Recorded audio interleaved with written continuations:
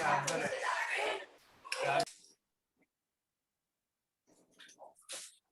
am so honored. This is our first knowledge exchange and lunch for the fall 2022. And I'm so honored that we have Joshua Loya to kick things off. I learned recently that this month is also National Disability Employment Awareness Month. And so I think that just gives further sort of credence to the value of this experience that Joshua is going to share with us. But you know, it's just really important. There's so much insights that we can gain. Joshua was part of our class earlier, and the knowledge sharing was awesome, and it will continue again shortly. Just to not take up too much more time, just to share that we have these monthly gatherings once a month. It's part of our engineering exchange for social justice, which is the mechanism through which in the School of Engineering that we facilitate engagement with community, and we work together with community. That's a key part to address whatever challenges, etc., but with the notion that we're trying to achieve social justice. And I should say social and environmental justice. All right, so without further ado, I want to just turn things over to the person of the hour, Joshua. And if that's okay, Joshua, the recording is on. Sure. Give you the floor. All right. All right, thank you, Adesma. So I'm gonna say a few things. Maybe you've heard words like this. You're not good enough. You're a waste of time. It takes too long when you do things.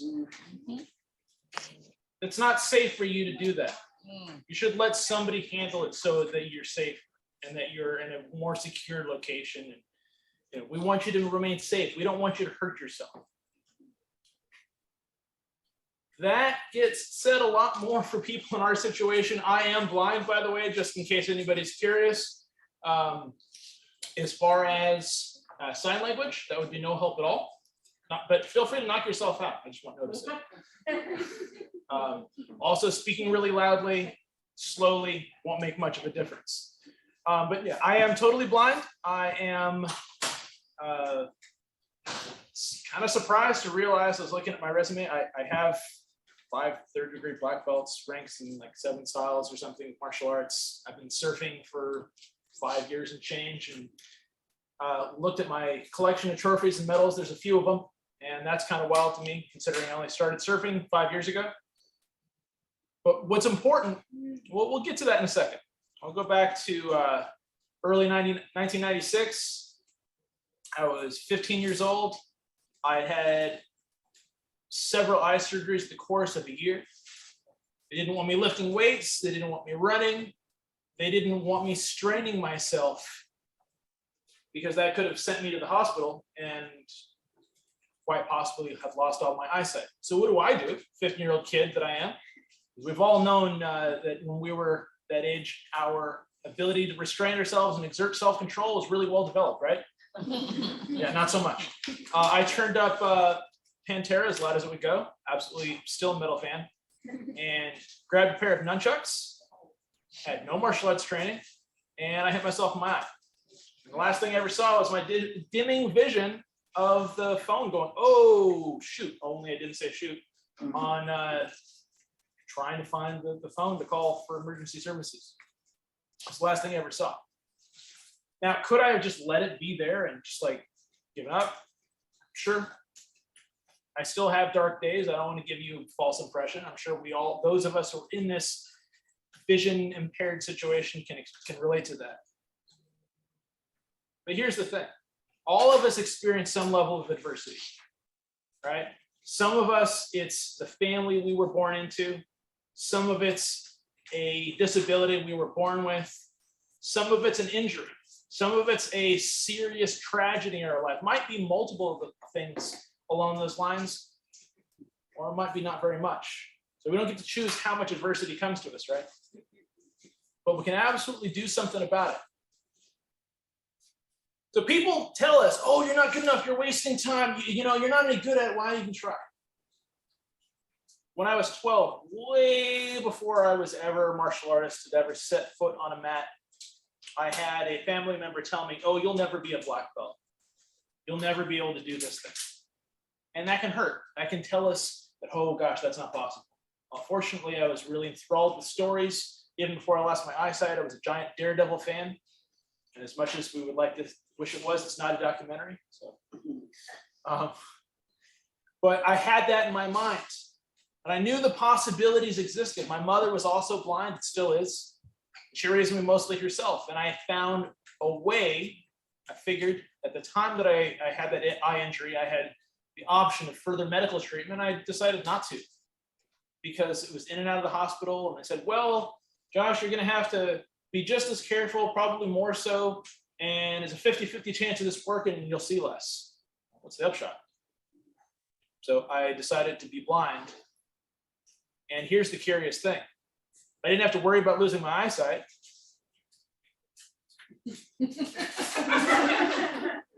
So all the stuff that I wasn't allowed to do, I was able to explore that. That's when I eventually got into martial arts for real. Went water skiing, got into all kinds of crazy adventures that still probably distressed my mother a little bit. But so to that end, I was afraid. All of us get really afraid sometimes, and it can be daunting. The cure for that is to do difficult and scary things that we choose. I'm going to say that again. Difficult and scary things that we choose, that we find some enjoyment in. And it doesn't matter if you're good at them. So there are kind of four main things I talk about a lot when I give addresses like this. I'm going to zero in on one of them, but I'm going to tell you all four of them in case you want to ask me about them later. The four key things I hold on to are gratitude, expressing for it, remembering things, adventure, we're going to come back to that in a minute, service, and acceptance. So I do want to touch on acceptance because it's important to accept ourselves. Accept the fullness of who we are, not who people think.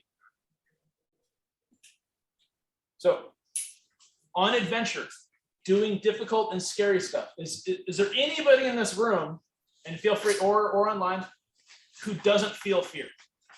Is there anybody who's not afraid of something? Yeah, I figured, right? All afraid of something. Is there anything for us that is difficult? Yeah. Yes. Is it often the same thing for each of us, what's difficult and what's scary? Or do some of us have different natural tendencies in one direction or another? We all have different tendencies and things that are going to be beneficial for us. So eventually I got into martial arts. That led me to surfing. Now I got to tell you, actually I'm going to back up a little bit. I had already had a black belt. I had been training in martial arts for years, and I started judo. Why? I had avoided it for so long. Why did I avoid it? Because I was afraid of being thrown and not knowing when the ground was coming. So I did it. And that unlocked something for me. And then some of you who are my students at Braille Institute, you know that I left Braille Institute. Part of that was because I had an opportunity to train in judo full-time and really focus on my martial arts progress. I found surfing through that. And I had this whole chain of events, and now by some crazy happenstance, I'm on the National Adaptive Surf Team. All of that, though, because I was afraid of being thrown, and I did it anyway. And I learned how to do it. Did I ever get particularly good at judo? Not as much as other martial arts, but it unlocked the exhilaration of doing something that was challenging and scary. Some of you have been blind a while. The first time you walked across the street independently, if you've ever done that. Some of you haven't, and that's okay. That sense of accomplishment is something else, though, isn't it? That sense of accomplishment of doing something for yourself is huge. And so for me, the experience and training in judo, it gave me the courage to do something very scary. I had a really good job. I had medical insurance. They paid for my acupuncture. I don't know how many people have health insurance that can do that, right? But I left for uncertainty because I found something through my pursuit of what scared me. I found exhilaration and a vibrancy of life, and the warmth of the sun felt better, and the fresh air tasted sweeter. Now, going a little bit further, shortly after I started doing judo, I tore my hamstring. I couldn't walk for a little bit. And so I started, and I was afraid of people's reactions to what I had to say. So I started doing stand-up. Second time I ever did stand-up, a fight broke out in the middle of the comedy club.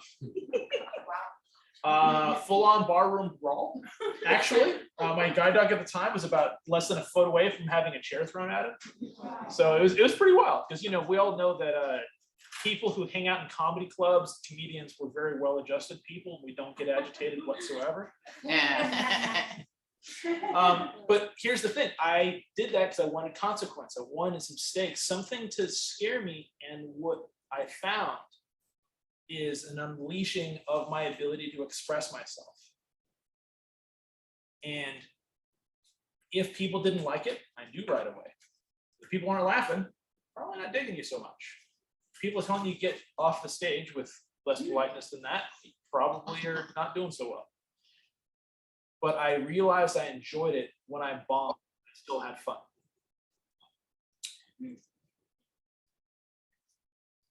When we do something that is difficult and scary for us, that unlocks something very profound.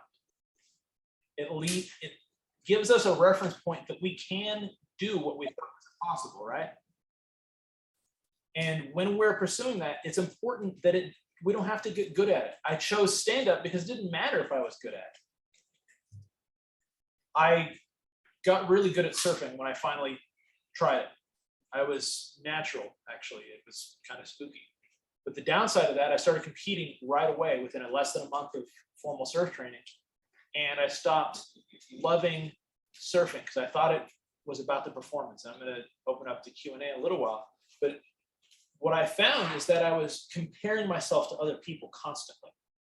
I was comparing myself to my fellow competitors. Just like, oh, I see, I beat that guy, and he's never beat me once. And then I was the top dog. You know who? One of the people that I competed against in my last surf contest just a few weeks ago, he was a former pro surfer. He was a professional surfer before he lost his eyesight.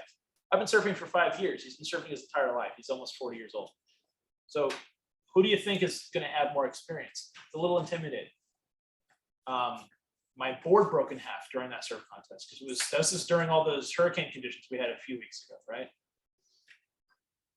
If I focus on how well I competed and how well I'm stacking up on that other person, I'm missing the point. It's not about how well I perform, it's about my willingness to do the difficult and the scary. And then when I'm willing to go through that process, then I get to have fun. There are dolphins out there, right? I had an experience. I was out of the water for a while because I had training surgery. And I had this is going to get a little woo-woo. I'm sure you're really surprised. Guy who grew up in Northern California, lives in Southern California, and as a surfer gets woo-woo. I'm sure that's a shock. I had a dream that dolphins were coming to me and telling me, hey, come play with us. Come play with us. The next day I went surfing. It was my first time back in the water after 2 years, or not 2 weeks, 2 years, 2 weeks, excuse me. And there was an entire pod of dolphins. Wow. So completely connected to my dream. I'm not going to say they were communicating to me psychically. You can draw your own conclusions. But the point is that if we stay away from things that frighten us, and believe me, the ocean scared the crud out of me. But I went out there and I got to be around dolphins. I got to be in a place with someone who had previously been extremely nonverbal, this person who's on the autism spectrum. He was not able to speak very consistently. I can have full-on conversations with this person now because surfing unlocked something for him. Surfing unlocked something for me. Do I care if all of you surf? Well, it'd be fun, but it's fine. Not everybody is up for it. But what's important is to do the difficult and the scary thing. Because if we do the difficult and the scary thing, and this is, I'll tell you, if I have a bad day surfing where I get knocked around to the ocean, I don't catch anything, the rest of the day, I'm pretty good. The thing I didn't disclose earlier, I am blind, but I also was diagnosed with PTSD and major depression in 2017. Once I found surfing, the muting and compensation for my mental health issues became so much more manageable. Not easy, but more manageable. And the thing I want to talk about is as far as what's difficult and scary for you can be different. But when you do those difficult and scary things, it can provide a reference point that you're stronger than the obstacles that are in your way. I kind of want to leave it open for questions. I was going to mostly just talk, but I want to share one kind of conversation I had relevant to my shift in my thought process on surfing. So I would go out there and I would surf with my friends, and I'd feel great. I'd have the whole piece of the ocean. But when it came up to competitions, I was thinking about Aitor in Spain. I was thinking about Scott Leeson, who I used to compete against. Some of you guys know Scott. I know that I would stiffen up. I'd catch this amazing wave the week before in harder conditions. Then I'd go out to the surf contest and I'd choke and I'd get stiff. And thinking about the last wave that you were on while you're on the current wave, I don't know, I'm sure you can guess. You think that might distract me from the wave I'm on? There's a friend of mine, Ty Duckett, is a above the knee amputee. He also surfs. We like to say, live in the now or drown. Surfing is forced meditation. So if you're thinking about that other wave before, you're not thinking about the wave you're on now. If you're thinking about the wave after or anything besides, you're done. You're going to fall off. And connected to that, I started enjoying my wipeouts because it was just like a little hug from the ocean. Right? I'm a big Batman fan. And has anybody ever seen Batman Begins, the first Christian Bale movie? Yes. Right? Yes.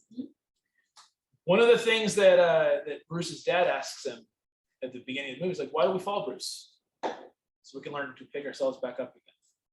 Right? So we find this thing that's difficult, we get back up and we try the thing that fuels us, gives that sense of adventure, that sense of, holy crap, I did that.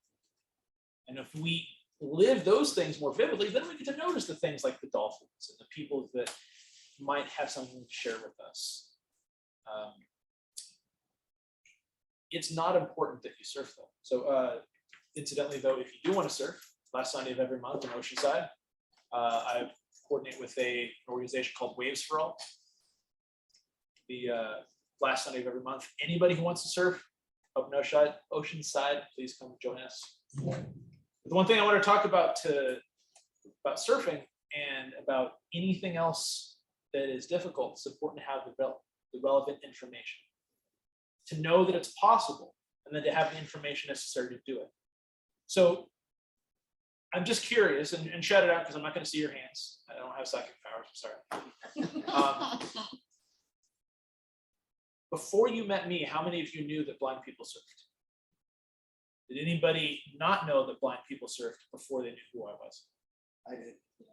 Yeah. So, right. So we talk a lot about the value of representation. We talk about the idea that if you don't know that person did it, you don't even know that it's worth your effort to try for it. I mean, how many of us knew that there have been blind physicians and blind lawyers and blind people in politics? There was I don't remember his name off the top of my head. There's a visually impaired governor of New York for a while. And there's a whole range of things, but if we didn't know it was possible, and if somebody did it, we might not even know to try. So first off, if we're curious about something, let's try to find people in our community that are doing it. If we don't know, and we're just interested in something, and this is something I think that can be really, really powerful for the engineering students that are joining us, is to step back from our preconceptions. Right? One of the things I used to say to myself, and I got stuck in this trap when I got back into competition for surfing. I've done some martial arts competitions as well, but especially with surfing. I said, why can't I do this thing? Why can't I get out to the outside with more energy? Is there a built-in presumption there? If I say, why can't I do something? Can anybody guess what that built-in presumption is? What's the thing I'm choosing as a given? But you can't. Right. Right. So if I say, why can't I? What am I going to find? I'm going to find justifications why I can't do the thing. Yeah. What if I change that question? If I change the quality of question that I ask to, how can I do this thing? What's the built-in presumption there? You're able. Right. Now, is it possible that I'm incorrect and I try for something and I don't get it? Is it possible that maybe there isn't a way? Yes. But how do I know there is or is not a way? We have to go for it first, right?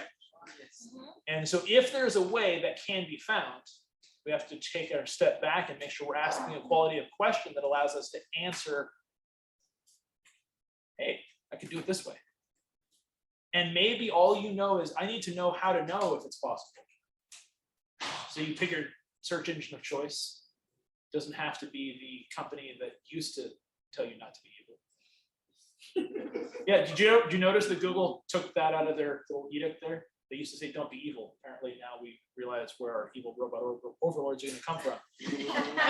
They don't want you to know the truth.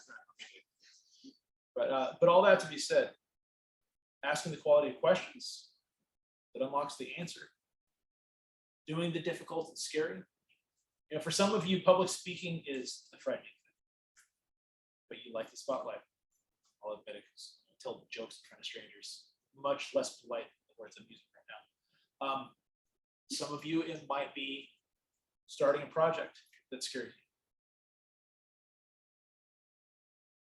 But here's the important thing, that where the value really comes in. When you do those difficult things that scare you, don't worry about the result. Pick something that's difficult. I would encourage all of you to consider something that you're interested in that is difficult and or scary. Hopefully both. Where it doesn't matter.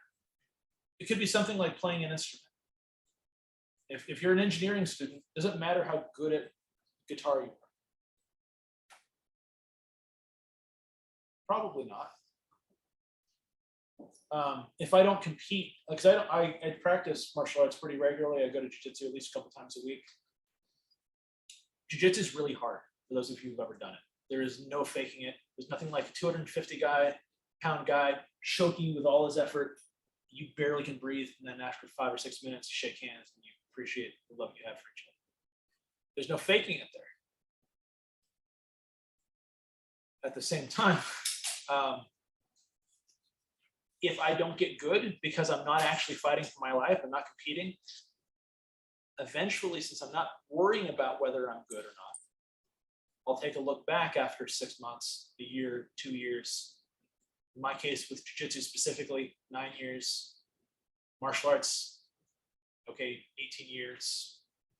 I eventually look back at it and I go, guess I know something better. And so that's where that gratitude thing that I talked about before is, if you think about, oh gosh, I've come this far away. It doesn't matter what you're good at or you know what's difficult or scary for you. What matters, excuse me for my stuttering today. The process is the point, not the result. The fact that you're in this class and in this group and you're trying to figure out solutions, yeah, is there value in the solutions? 100%. Are there value, is there value in competing and performing well and getting a trophy or a medal or a cash payment? Well, yeah, especially if you get paid for it, you take your friends out for dinner, that's great. Right? But is that really the point? Or is the point to have some sort of vibrancy of life? To have, all of us, we've had this really transitional 2 to 3 years. We feel disconnected from one another. We feel isolated. And as much as I love mainlining Tiger King or any other show, even if it has Carol Baskin, that we feel disconnected. At least I did. We feel less complete. So getting out and whatever level of connection we can have, maybe we're still being really careful. Maybe we're being not as careful because we're fully vaxxed, all that fun stuff. Finding a way to remember, hey, I don't have to just sit and let the world give me stuff. I can go out there and I can experience life myself. And I will tell you, when I worked at Braille Institute, this is nothing against Braille Institute. This is any organization. We had at least one committee meeting every week. How fruitful do you think most committee meetings are when you have 20 people who all have different perspectives of what should be done? Tedious. Tedious. Do you think it's as bothersome as somebody who outweighs you by 80 pounds choking you to the point of unconsciousness? I think we probably both know the answer to that. At least for me, the fact that my friend John wasn't choking me at that point, and yes, I asked him to, it was mutual, meant that I could put up with the tediousness of this other thing. I had an experience several months ago where I was wildly mistreated by a medical technician. I'm not going to get into the details of it, but my ability to bounce back from it was I had the reference point, well, this person, doesn't matter what this person thinks. I just dropped in on a 6-foot wave, a few days ago, and I went down the line. I just, took second place at a surf contest in Hawaii. I don't care what this person says about me because I have these reference points of how awesome I am. And so my encouragement to all of you, and I want to open up for questions if we have any time. My encouragement to you is to do the difficult and scary things that are difficult and scary for you. If you can find a way to do them without caring how quickly or how significantly you improve,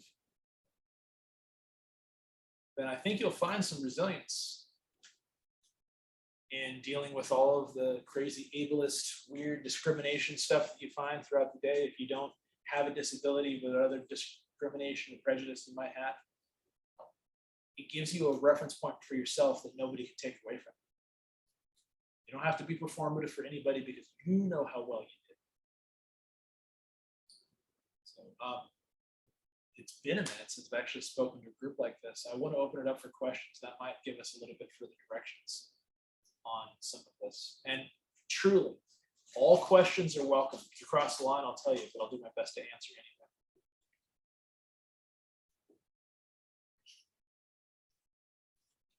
Don't everybody speak all at once.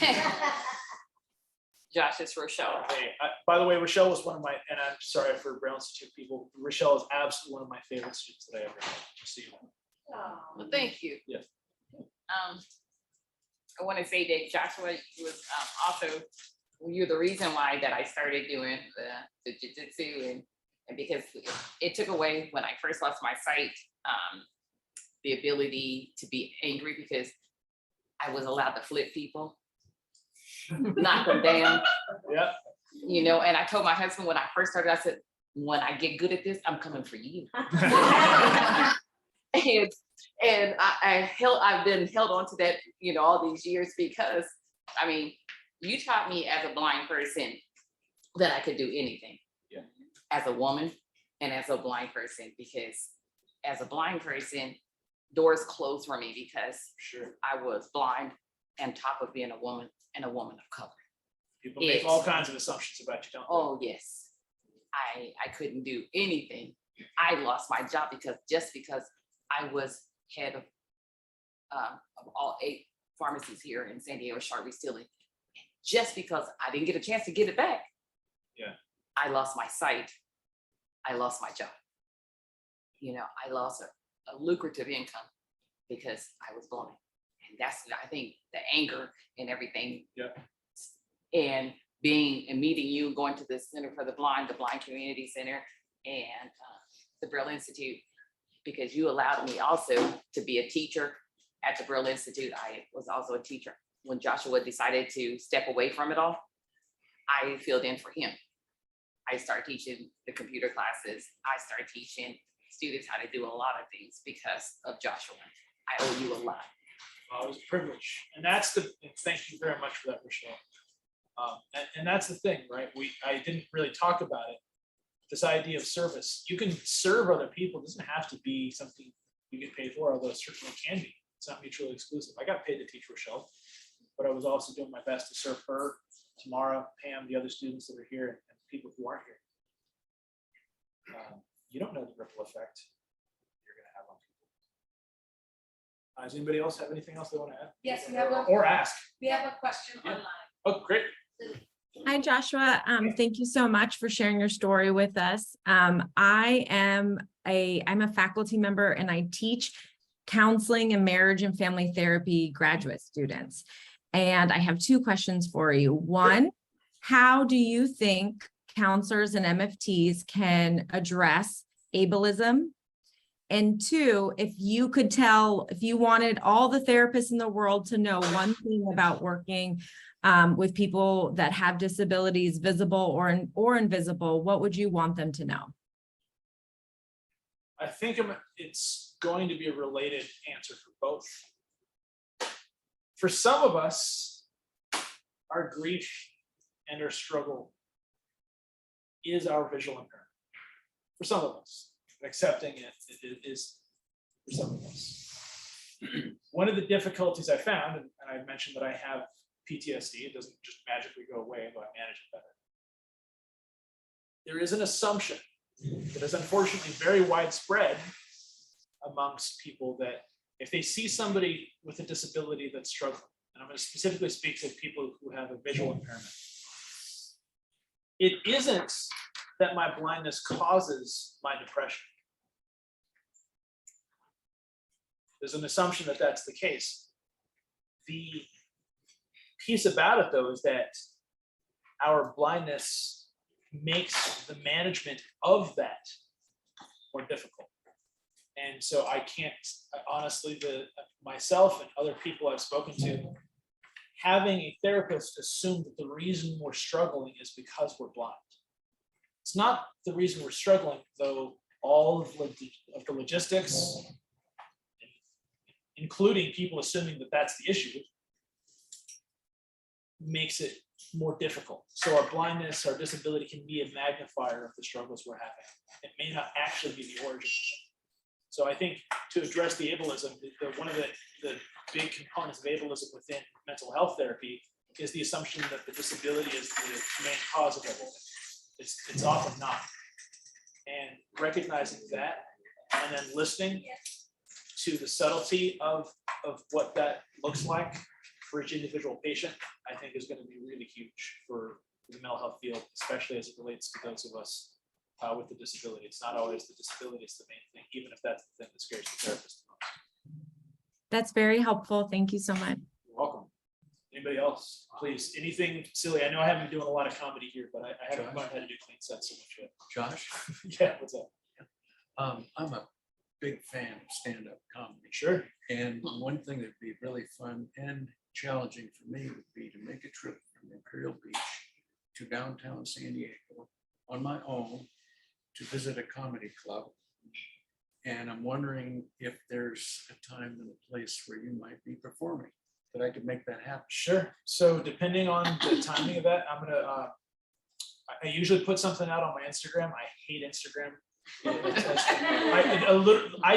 By the way, if you follow me on Instagram, don't get mad if I don't like your stories. I don't even look at most people's posts, but it is where I put my stuff. So I'll typically on Instagram, Joshua the Jedi, on Facebook, Joshua Loya.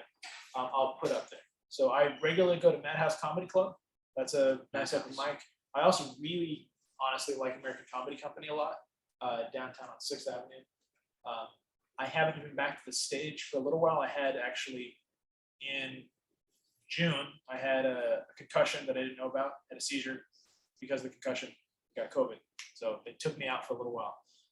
But I do intend to go back to the stage soon. And so the best thing, as much as I can say right now, is to check my Instagram. I'll keep posting when I have new comedy dates. But American Comedy Company and Madhouse, places that I usually go to work out my material. How do we find you on Instagram? Joshua the Jedi. Got it. Yeah, I had a friend of mine gave me that nickname. I'm not going to take Joshua the Jedi for myself, but if you're a giant Star Wars fan, if anybody can see I have Yoda on my forearm, I am going to run with that nickname like crazy.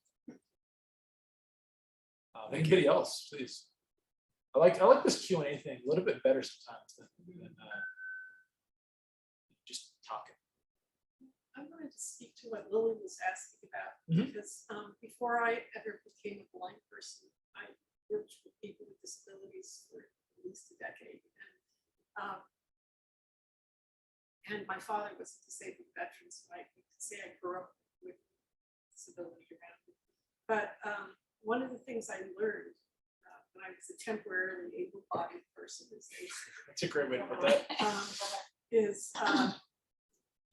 you just need to get out there and experience a variety of different people. I mean, one of the people that I worked with years ago is a man who's born without arms, and it didn't stop him. I mean, he drives a car without any adaptations. He gets out and hunts with a shotgun and a crossbow and stuff like that. I met people who were blind who ski, who get up on their roof and repair their roof, tile their kitchen.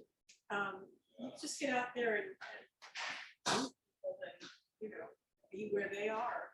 And you could do it at the independent living centers or other places, but they're there, they're doing things, and it's very impressive. So just having that reference point is kind Just of having true, those yeah. reference points, yeah. Absolutely. Actually, that was one thing I did want to mention, just briefly, in case you're wondering about how logistically the martial arts thing works. And anybody who wants to train with me, I can do that as part of my nonprofit that I'm building, Adventure Mind. It's one thing that we do is provide martial arts training to the extent that we can, even if people don't have the money to do it, to try to remove that barrier as much as possible. We work at least in cooperation a little bit with the Blind Community Center. But a lot of it is about connection. So if I have a physical connection, if my wrist touches that other person's wrist, I have a better sense of where they are. And then relationally, if I connect with other people, I know where they are. So it can both help in a training situation, in a self-defense situation, but also in a non-adversarial, cooperative, hey, let's figure some stuff out together situation. If we have that connection with the person, then whether metaphorical or literal, that can give us that reference point on how to navigate. So that information we talked about in the earlier session is really important. Anybody else? One other thing I wanted to ask Yeah, you of about. course, Tamara. You and I had a conversation quite a while back about, you said you and Andrea were interested in trail guide. In other words, things that have descriptive narration for the blind along the trail. Didn't we have a conversation about We that? may have. That's not a primary focus of what we would do, although, that could be really helpful. Yeah. I don't, that might not have been you and me, or if we did, it was probably a tangential topic. I didn't know if you had some thoughts on that or how that would work. Sure. I think that any of the times that, because I've done some more challenging hiking or climbing and things like that outdoor, the trick is to have the information. So that might be from a device, that might be from a partner, right? So if I go out there with my friend John, who's my surf coach, we generally spend our time in the water, but we've also driven jet skis together. We've gone on hikes. Yes, I drove a jet ski in Mission Bay at 50 miles an hour. That was fun. Do you have a sign that says blind? Yeah, well, he was right behind me, so we were fine. But the point is, if you have allies, so this is the thing. My Kempo instructor, who I studied with for quite a number of years, he hadn't taught a blind person before, but he was willing to work with me, and he was willing to learn to find out how best to teach me. And sometimes that actually can be a better value than someone who thinks they know. And actually, in some cases, somebody who thinks they know how to help us is worse. Oh, you don't want that, you want this. Did you ask me first? Just because your friend Tim, who didn't, who you saw at the bar 3 nights out of every month, does things a certain way, doesn't mean I do it this way. So I guess to our allies and those who want to make things better for us, what's going to help me is not going to be the same thing that helps Tamara. It's not going to be the same thing that helps Rochelle.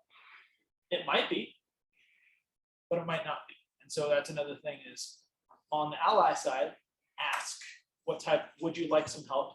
What type of help would you need? If for us as people with disabilities and even people in general, if something doesn't feel right, speak up or get out.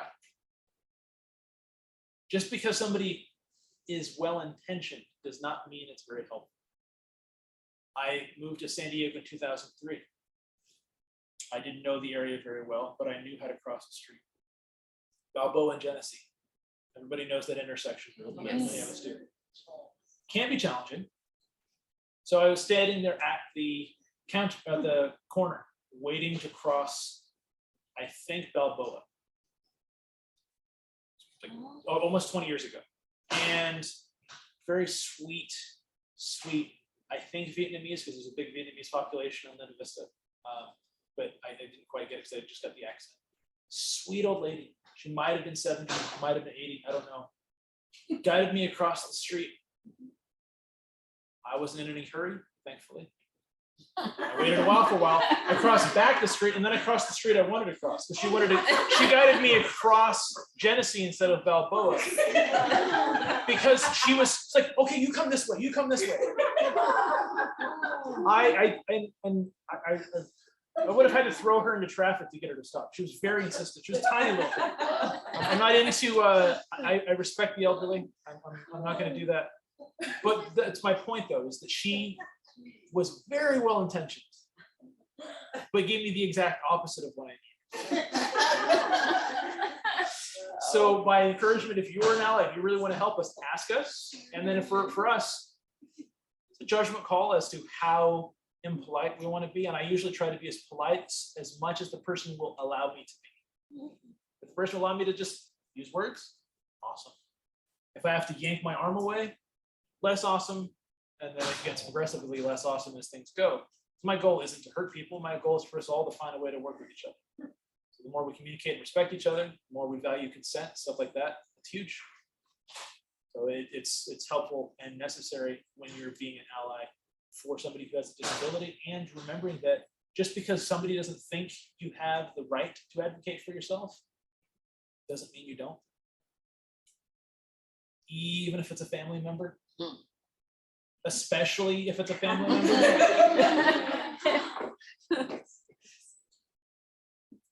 I don't really have no idea how we're doing on time. We talked about that timer thing earlier. Again, I mentioned it before, but if somebody wants to make a non-visual, non-sounding timer, I would love you forever. Anybody else have a question or a comment or anything? And again, nothing's off the table. I truly, tell jokes about body parts that are covered in front of strangers. So, Who's your favorite stand-up comedian? it's really tough. I would say if there's a Mount Rushmore, I'll do it this way, and I'll tell you some of my favorites. On that Mount Rushmore, Richard Pryor. Yes. Yeah. Now, I'm not a big fan of his comedy, but I think he's legendary. So Lenny Bruce. Oh yeah. George Carlin. Yes. Yep. This is going to surprise some people, maybe. But Phyllis Diller. Now, do you know why I appreciate Phyllis Diller so much? I don't remember how old she was, but she was already middle-aged when she started stand-up. People think, oh, you're too old to start. So it's a Phyllis Diller. But as far as the people I like right now, I absolutely love Tom Segura. I've just read his book. I'd like to play along, please. It's actually pretty funny. I am kind of like, I like the Burt Kreischer, the Joe Rogan. I like those guys. I also like Liza Schlesinger a lot, which is really good. I love Maria Bamford, who I actually got a chance to meet just a few months ago. I had taken some time off during COVID as far as stand was concerned. I was a little nervous to get back to it, and I went, and she was about as sweet as I possibly could be. She could have been, and very honest, very interested to meet Megan here. That's at my feet, but I was very respectful, and I really like her. She's honest. Anybody else? So I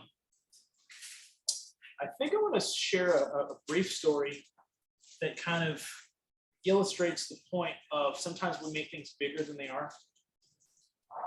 So I had paddled out with my my surf coach and really one of my closest friends, John White, who's part of Waves for All, the surf organization that I'm connected to. And we have a semi-secret spot in Carlsbad that we like to go to. And we went, I was building up my paddle strength and endurance. We paddle up past where the waves break. So probably another 700 or so yards west. So into the ocean. So it was super calm, very clear day. He said he could see about 60 feet below. And we're just sitting there on our boards with our feet dangling in the water. Who knows what's below us?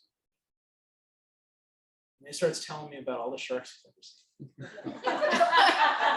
So like, oh yeah, there's that one time I saw that juvenile great white that one time over at churches, and you know, there's actually I saw a hammerhead here a couple weeks ago.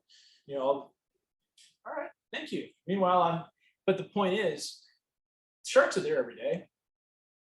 They don't really put 6 deaths from shark attacks a year on a planet that's how many billions of people? But what did I do at the moment? I had to catch myself. I started getting nervous. And I had this kind of moment, and I think this was his point, that we can make ourselves afraid or anxious or angry or sad based on the framing of how we look at it. So we talked about before, when I lost my eyesight. Is losing my eyesight a good thing? In and of itself, no. I don't think, I don't care what anybody says. Your blindness is not the good thing. What you learned and discovered about yourself as you rose to the occasion, dealing with it, is the good thing. That being said, for me, there was some treasure in the midst of all that trash. I lost my eyesight, but prior to losing it, like I said, they didn't want me running. They didn't want me lifting weights. They didn't want me swimming because I might hit myself in the head. They didn't want me straining in the restroom, like point blank, without being gross, because that would have given me a retinal hemorrhage. I would have had to go to the hospital, get surgery. And so sometimes the thing we think is the most catastrophic event to us may still be a horrible, horrible thing, but it opens up some really cool opportunities. And sometimes we think that there's a bunch of sharks underneath us. We're right. But sometimes we focus on the sharks that might or might not be there, that probably are going to leave us alone. And we forget about the dolphins. We forget about the coolness of being in the present moment without any thought of what came before or what comes after. My friend Harinder Singh, who gave me my Joshua the Jedi nickname, we were doing some Wing Chun drills actually. He, oh, you're moving like you're using the Force, you're a Jedi, right? He said that we need to make friends with change so we can enjoy the gift of the present.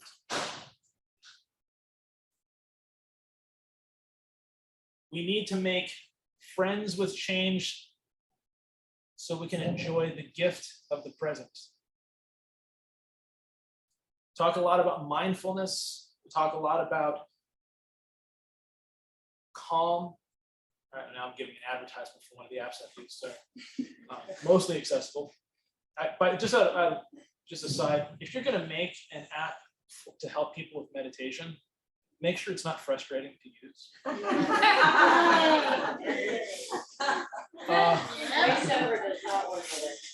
Yeah, it's not perfect, but you can't. There's some ways but in any case. So Josh, I think there's Yeah, another question on. Yeah. Yeah, it actually is about an app. Okay. It's from Emily Bell, who's on the phone. Oh, I know who Emily is, I think. Yeah. Is there an app with voiceover that can help with street crossing and when cars are coming? That is something you're going to want some help with, like some training with. I think to rely on application for that because of some of the data issues, right? it might not be the safest thing to use that as a primary. That being said, video conferencing, IRA has some of its limitations, but they could help you analyze a crossing. I would not rely on them or similar services to guide you across the street. So my one caveat is do not rely on it. Do not try to talk to somebody else while you're crossing the street. However, using something like IRA, or if there are other sources to help analyze, say, where the walk button is, how many streets there are, because sometimes you might have like a 2 on one side, 3 on the other. Something like IRA could be helpful, but I really would recommend not trying to lean too heavy on the apps and really more lean on your cane, your dog skills, and your ability to listen. And that's the other thing with like martial arts or other things. They can help you develop your other senses that you can pull into other contexts. So IRA, yes, as long as it's not something you rely on exclusively. I beta tested IRA, at least the classes, and Mhm. they could not recognize the light across at least my street, which is 5 lanes. Right, they might not be able to, and that's the point. Sometimes the visibility, what they have available, maybe it's glare, maybe it's the camera they're using, and maybe it does work, but maybe it doesn't. So I wish we got there, we could have little AI co-pilots wherever we go. We're not there yet. We need more audible crosswalks. 100% we do. I lived in La Mesa, it took forever for them to finally put one in. There still is not one where I got hit by a car 6 or 7 years ago. So yeah, And we'll work on that. it's been 7 years since I asked, and I've asked again and again. I did get one down, not several blocks from me, because I told them there were 70 new elder people now living in a. Yeah, that'll get their attention.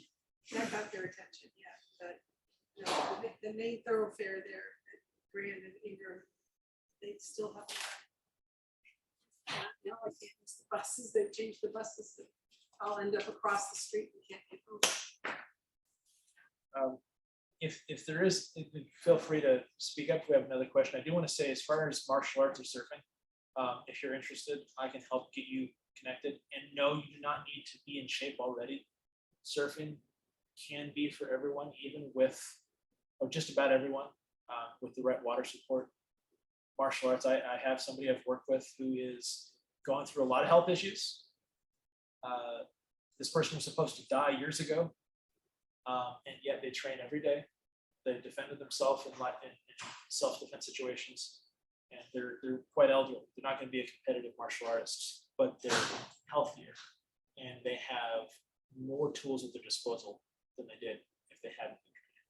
So I just wanted to bring that out there. It's not an all or nothing thing with any of the things that I do or other things. But anybody else? I really am not a good judge of time, actually. Did you say you have a guide dog? I do, yeah. I have her name is Megan. I got her from Guide Dogs for the Blind. She is my 4th dog. Many of you remember Hobbs, who I worked with at Brown Yes, State. yes. He is now living in Washington State. People who adopted him, one of the people works in a funeral home. And when people come in and dealing with the grief of their loved ones, Hobbs is comforting them. So for those of you who know Hobbs, Yes. Hobbs is absolutely doing good work. Yes. I have a follow-up. Yeah, Have you ever considered teaching your guide dog to surf? I don't think I don't think she would enjoy that. I know some do. Yeah, I think I'm going to let her just kind of hang out. Okay. Yeah. So and she's curious, but she's not so much. I don't think that's her thing. That was awesome. Thank you. Thank you, John.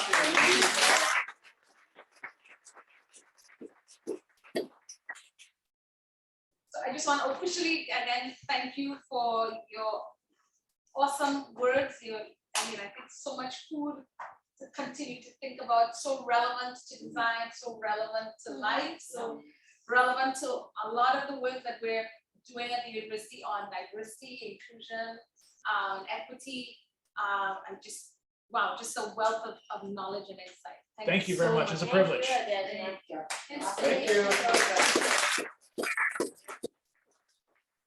Be around if anybody wants to chat with me privately or get my information. I'm happy to exchange that because I understand sometimes it's a little intimidating to ask a question. you.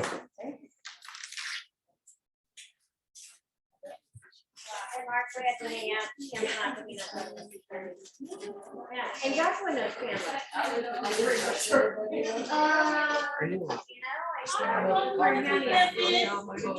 it. I'm Have you ever been